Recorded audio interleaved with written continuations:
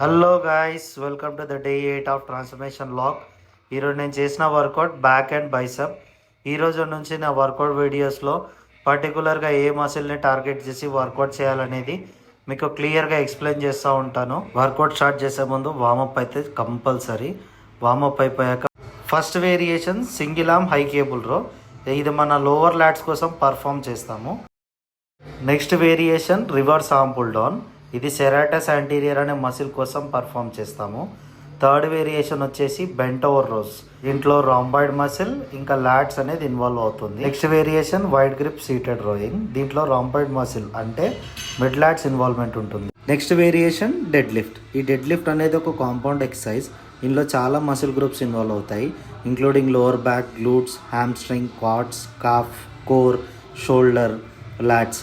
మీ deadlift perform చేసే ముందు ఎప్పుడైనా మీ పోస్చర్ అనేది కరెక్ట్ చేసుకోవాలి.